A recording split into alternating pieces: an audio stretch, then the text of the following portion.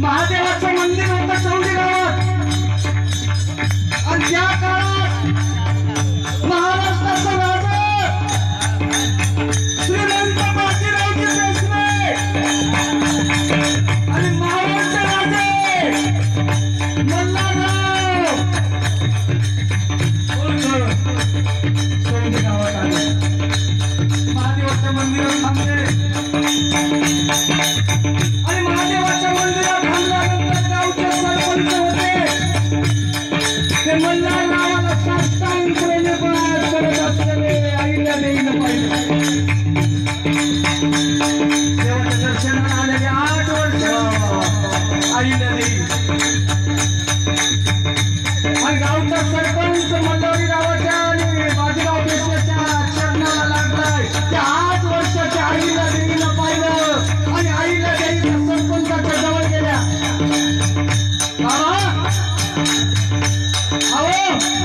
आपला बाला त्याला कोणी झुकायचं नाही आणि या लोकांच्या तुम्ही पायाला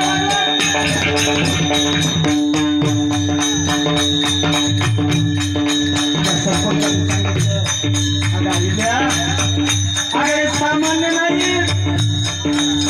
एक श्रीमंत बाजीरावचे पेशवे पण दुसरे मल्हाररावचे होळकर बाजीराव पेशव्यांनी मल्हाररावाला गावच्या सरपंचाला विचारलं सरपंच ही 8 वर्षाची मुलगी आहे कोणाची त्या सरपंचाने सांगितलं मला मानकोजी शिंदे गावचं पाटील त्या पाटलाची मुलगी आहे पाटलाची आईला नाव आहे आईला अरे हे मराठा शिंदे पाटील का धनगर शिंदे पाटील सरपंचाने सांगितलं मला ते धनगर शिंदे पाटील मानकोजी शिंदे पाटलाची मुलगी वा मग तर सोने आपल्याला झालं मला